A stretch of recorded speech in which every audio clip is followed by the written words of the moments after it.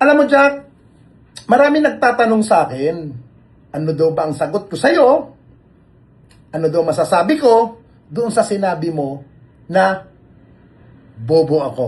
Alam mo, Jack, unang-una, sa tagal ko ng pagiging political vlogger, how many times kong sinasabi sa mga vlog ko na hindi ako nag-aral? At hindi ako nakapagtapos kasi nga hindi ako nag-aral. At pangalawa, hindi rin ako graduate kasi nga hindi ako tapos. Di ba? Pero ikaw, hindi ko alam kung graduate ka, hindi ko alam kung may pinag-aralan ka. Or kagaya ka rin ng sinasabi mo na bobo ako o na baka bobo ka rin o baka mas bobo ka pa sa akin. Una, Jack, ano bang trabaho mo? Di ba dati comedy ka lang? Di ba? Patawa-patawa. Di ba yan na? Hindi ka naman political vlogger eh. At unang-una, Jack, hindi tayo magkakilala personal. Nagkaka-PM-PM lang tayo. Alam mo, Jack, bago mo sabihan bobo ako, tignan mo muna sarili mo. Ha? Tignan mo muna sarili mo kung bobo ka ba o hindi rin. Ha? Kasi sa tingin ko, bobo ka rin eh. Bakit ko ka muna sabong bobo ka? Eh, ano ba mga kaso mo rin? Fake news, pagpapakalat, di ba? Pagpapakalat. Totally, alam mo, Jack, deserve mo rin naman yan eh. May kaso ka, may kaso ako, parehas lang tayong may kaso ng cyber libel. Pero ganun pa man, Jack, mas mainam, Jack, ituloy mo ang ginagawa mo, kung ano man ang ginagawa mo, kung ano man ikakasaya mo, pero huwag ka lang mandamay. Ha? Dati may sinasabi ka, mga bayarang vlogger.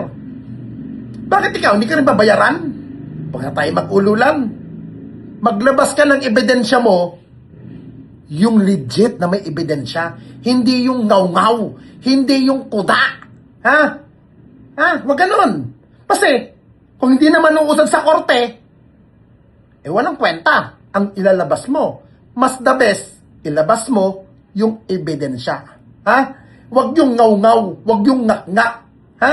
May problema ka na nga, naghahanap ka pa ng problema mo sa buhay. Kaya ka nga natalo eh. Ha? Kaya ka nga natalo sa pagtakbo mong konselor dyan sa Cavite kasi nga, ultimo ka lugar mo, walang tiwala sa'yo. Talagang gumagalaw ka. Rahmanin na. Di ba, meron ako nakikitang kapitan na Barzaga. Ayun, ano mo sasabihin si Kap Barzaga? Ayun, makalamukan mo. Oo. Bobo yun. Oh, Wala pa kayo sa kanya. Ano ba yun? Yung kumakain yung gulagay. Oo. Oo. Makapag-usap sa kanya. Ganun. Sige. Hindi ko na sana papatulan ang mga walang saysay na banat mo, Jack Argota. Pero kailangan malaman ng publiko ang katotohanan ng taong ito. Na ang lakas ng loob, tawagin akong bobo. Una sa lahat, Jack, hindi kita kilala na personal. Pero nakakatawa ka na ikaw pa ang may ganitong lakas ng loob. Ngayon, ikaw itong tila nawawala sa sarili linya. Sariwa pa sa alaala ng marami na noong tumakbo ka para konsyahal ay todo ang suporta mo kay President Ferdinand Bongbong Romualdez Marcos Jr. Halos sambahin mo ang administrasyong ito para lamang makakuha ng boto. Pero tignan mo naman ngayon, balingbing na balingbing. Ngayon ay ikaw na ang nangunguna sa pagbabatikos sa administrasyon. Dati mong hinililuhuran. At kahit hindi mo naman kilala ng personal si BP Sara, todo suporta ka ngayon sa kanya. Bakit? Dahil ba doon ang agos ng pera? Dahil ba mas may malaki ang kita sa political vlogging kapag kumakampi ka kung sino ang maiingay? Nagsimula ka sa comedy, Jack.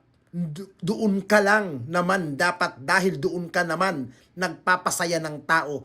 Pero ngayon, sumasawsaw ka na sa politika. Halatadong halatado na sumasakay ka lang sa drama para sa view, count at revenue. Wala kang totoong paninindigan. Ang paninindigan mo ay nakadepende kung magkano ang kikitain mo sa bawat video na i-upload mo. At tungkol naman sa sinasabi mong bobo ako, Oo, aaminin ko, hindi ako nakatapos ng pag-aaral. Hindi ako nakapag-graduate, pero alam mo, wala akong pakialam sa bansag mo. Dahil sa ating dalawa, mas bobo ang taong may pinag-aaralan. Oo, may pasidad sana. Pero, puro kasinungalingan at maling impormasyon ang ipinapakalat. May kapansanan ka na nga, imbis na maging inspirasyon ka, ay mas pinili mo pang maging instrumento ng fake news.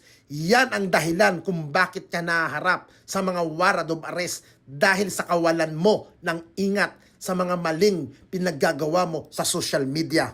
Huwag mong kakalimutan na noong panahon ng kampanya mo, ikaw pa ang lumapit sa akin para humingi ng tulong at suporta sa pagtakbo mong konsihal. Ngayon, hindi ka na nakakasandal, ganyan ka na umasta. Pero pasalamat na rin tayo at natalo ka dahil sa totoo lang, wala ka namang silbi o pakinabang sa lipunan. Mas mabuti pang manatili ka na lang sa pagpapatawa kaysa magkalat ka ng lason sa isipan ng mga Pilipino.